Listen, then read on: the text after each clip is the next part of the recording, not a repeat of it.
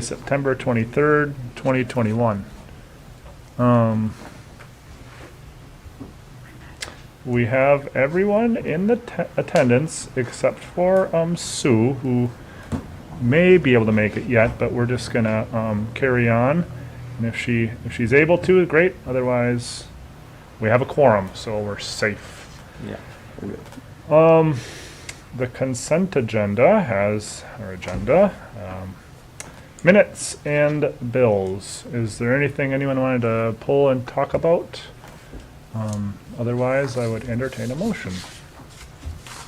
I would move to accept the consent agenda as presented. Thank you, Michael. Second. Thank you, Kevin.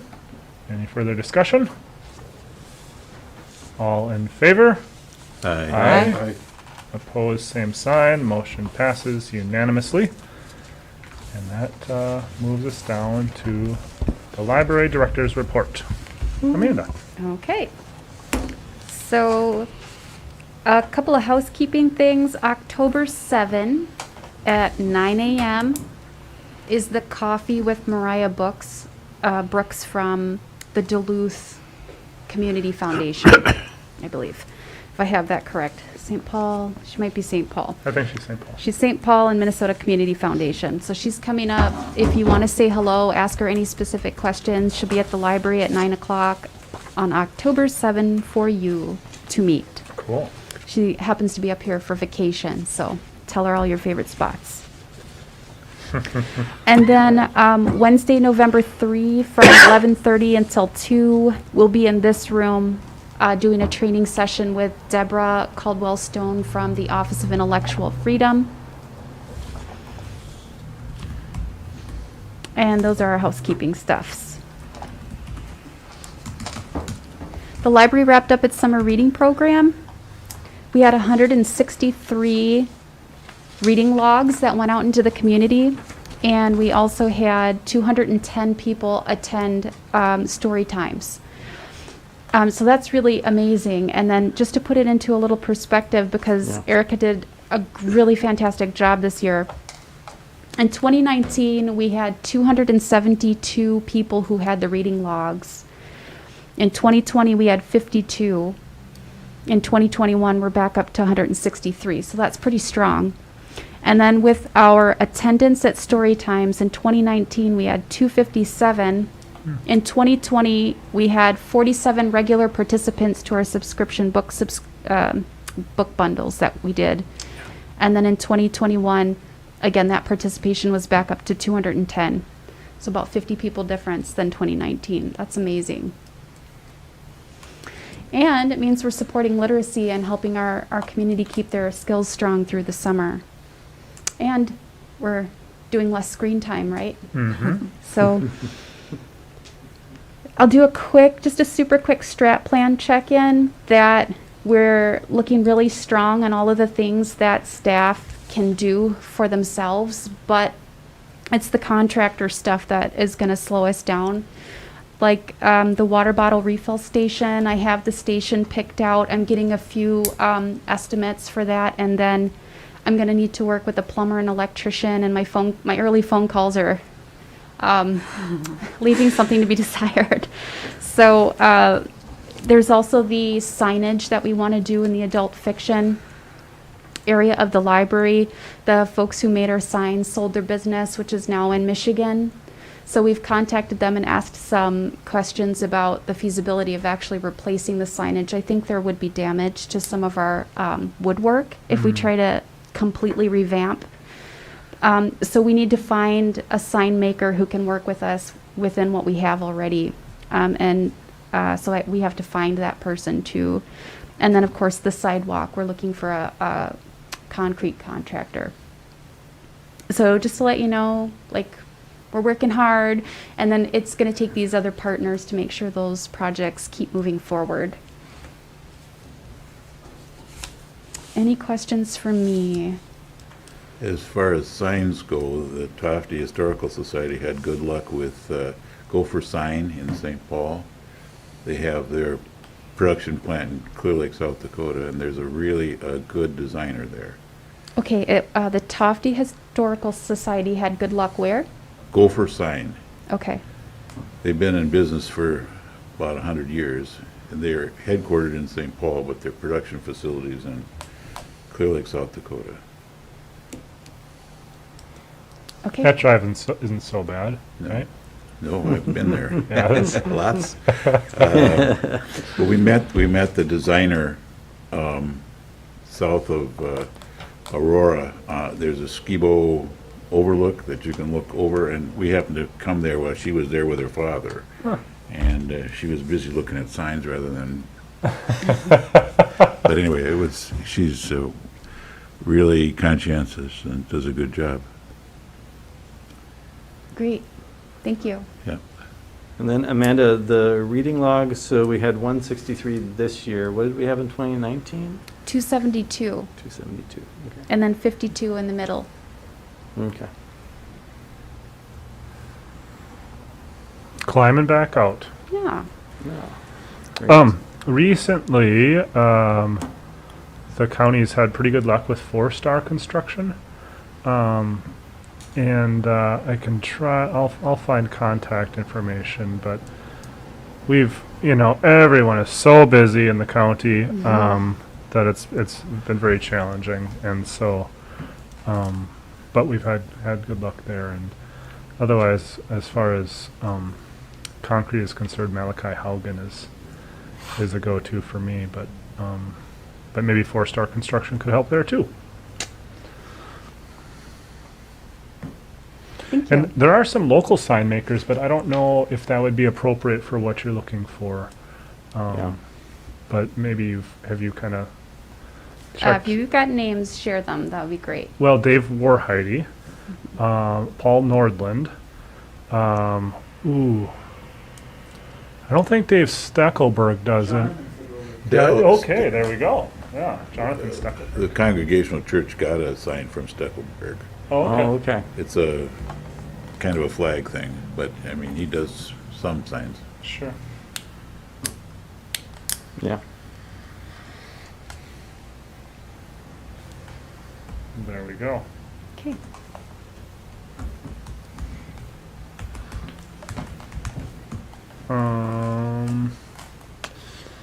Any questions for Amanda about her written report either, or were you going to go through that as well? I can. Oh, no. Leaning on it. You don't need to, but if anyone has any questions there. I was really excited to hear about the Community Hub Grant coordinators. That's something I haven't been super involved with, but kind of heard about on the periphery, and very excited for a community, just the opportunities there. Yeah, and I wanted to follow up on that and just wondering, like, what were some of the things that were discussed? Like, what are some ways that you guys were seeing as you were together? And yeah, just Yeah. curious, like, what that looked like. Sure. So just in case somebody doesn't know what we're talking about, right? The Sawtooth Mountain Clinic's Community Hub Grant has a couple of grant coordinators. They're working on a project to better support, in particular, children and families for those children who are ages 0 to 3. The grant is a little bit broader than that, but that's really the main focus, and where the library is really going to especially come in. So it was pretty exciting for us to talk about all the ways that we're helping this age group already, like our brand new Reading Ready program, and summer reading programs, our story times, and our book bundles programs, and Books for Babies is another one that we have a partnership where during the prenatal visits, mothers to be get books and invitations to come to the library and get all the support and everything that we can offer. So 5 robust programs for one age group is pretty powerful. And then the Sawtooth Mountain Clinic has a couple of resources that one is called Bridge to Benefits, and kind of like it sounds, it helps families get connected to a lot more benefits than they may be aware exist for them. And there's another thing, I think it's called Help Me Grow. I'm not entirely sure if I have that right. But they're 2 huge databases full of resources for families. And so what our staff would like to do is to get trained on these and be also able to communicate to the public that this is available. And then once we start getting connected with the other early literacy, early development entities in the community, then we can kind of start to see what other partnerships. There's one piece of the Community Hub grant that I think is focusing on mental health for 0 to 3 or early children, and I'd love to have some programs at the library and just raise awareness that ages 0 to 3 can be affected by with mental health concerns, and like what resources are available, what does it look like, just bringing the education level up in the community at the library, I think is exciting. Yeah. And even just reading to children, is such a benefit for mental health and social emotional health and just general well-being. So very powerful. Well, and we had Aspen, the reading dog, for a while. We were really looking at bringing her back this year, and it's still on the table. But reading with a pet is also pretty significant. Yeah. No, Amanda, so the book bundles, were you always doing that, or was that something new last year that you've continued? This started with the pandemic. Yeah. And it's pride and joy for Erica, because this was one of the programs that she really designed. And when COVID-19 happened, a lot of libraries were pushing for virtual story time things, like let's just go online. But when she really sat back and looked at what could make the absolute best impact for families across the board, she saw that personal touch, and she's like, man, if I don't know how to use the library's catalog, if I don't have access to the internet at home, if I am working around the clock and worrying about COVID-19, like the best thing the library could do for me is pick out books for my 3 kids. And she was right. She was spot on. And book bundles actually became a program that many libraries came up with across the country at about the same time. But you can imagine her delight when she saw an article in a library journal publication or something like this that was talking about how successful those programs were. So it started in 2020 with the pandemic. It continues now. We still have some families who are subscribing, and we're definitely talking about how to sustain it, because it's a very labor intensive for us. Yeah. Yeah. And about how many families are taking part in it this year? I You don't said know that, the answer, Oh, okay. and it has changed over time. but right. But I could find out. Would you like to know? No, it's fine. Okay. We had a component of that was reaching our adult population, and we're thinking about bringing that back for the winter time too. That's a good idea. Great. Yeah. Good questions. Any other questions? No. Oh, and what thoughts did you have about connecting with ECFE? Like, what was that? Any particular? What thoughts did we have? Yeah, just with obviously ECFE seems like a good connector, but what did you already have? Like, I know maybe you don't have a full, like, this is the plan, but just some thoughts you might have had and how. Oh that man, could- I'm full of plans. Like I Yeah. could show you Oh, my good. imaginary closet in my head. But we are scheduled. Kristen, Erica, and myself are all scheduled to meet with Krista, who's running the program over there, Right. before the end of the month. Okay. And so that will be meet and greet. Who are you? What do you do? What's the entire scope of everything? And then, seeing how we can work together will come after that, because I'm still pretty new to the game here and learning Yeah. what everybody's doing. Okay. Do you have ideas? Are you already familiar with them? I'm just because I have kids, but and it worked at school, so we're up at the elementary, Okay. and pre-K and K. So yeah, just curious as how that would look, and of course I saw Erica there because she would come and do reading time, so that was great. But just curious what that would look like. Awesome. If you had Well, some thoughts. you guys, your feedback's always welcome. Anytime you want to call me up and share your closet of ideas, I'd love to hear them.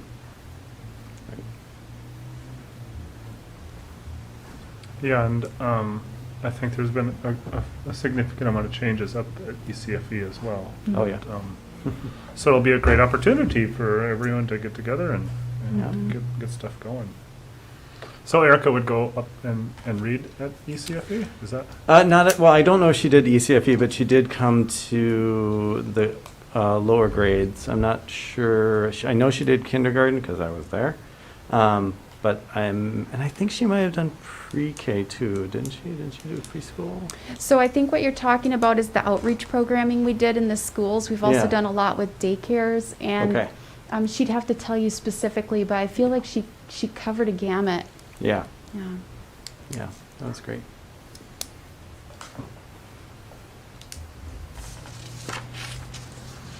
Okay. Anything else with director's report? Any questions, rather, from board members or else? We can move on to everything else, which doesn't have a whole lot. Committee reports, none, but the personnel needs to meet. Who is on the personnel committee? Let's see. I have that at my fingertips somewhere here. I believe it is Sarah and Sue, Okay, and then I don't know who.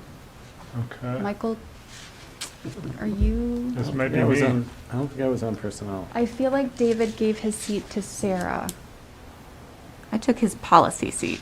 his policy seat. Okay, Oh. let's just look it up then. That's, yeah.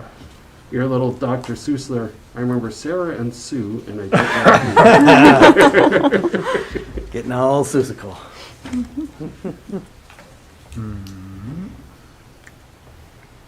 Well, maybe it's not on here. Never mind. I don't have it at my fingertips. Okay. Wow.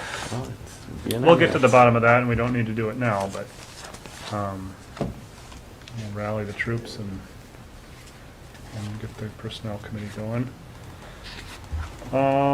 for your review. It's always very helpful and important just to check in and touch base. Moving on to communications, I have the two fund statements. Mhm. Unfinished business is empty right now, and new business is scheduling our November and December board meetings. So, hopefully we all have calendars this time. And we were gonna meet the 25th of November, but that holiday conflicts. And then I think we had talked, did we talk about the 17th at 4:45 instead? It was proposed to do November 17 at 5 o'clock here, and Okay. that is available. Okay. Is that still good for people? Yep. Yes. Okay, great. And then December would be normally would have been the 23rd, which also can be problematic. So, how does the 16th look for people? December 16th at 5 o'clock. I would not be available. Okay, thank you. How about? I can make that.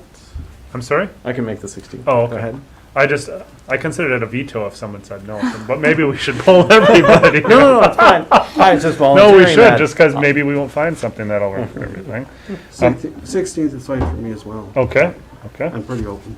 okay. Well, we have, Sarah, how does the 17th work? 17th is fine. It is a Friday, but that doesn't, That's also true. that's not a problem for me. Okay. Well, we have our Christmas party afterwards, right? On the 17th? Yeah. Oh. The Friday, the 17th Christmas Yeah, party. sure. The library board Christmas party? Yeah, yeah.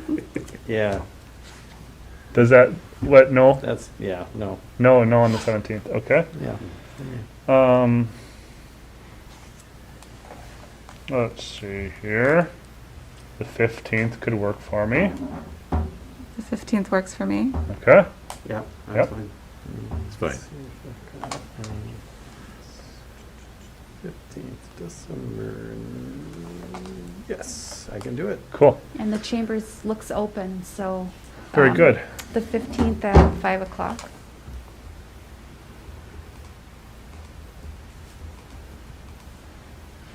Wow. That wasn't that hard. Thank you, everybody.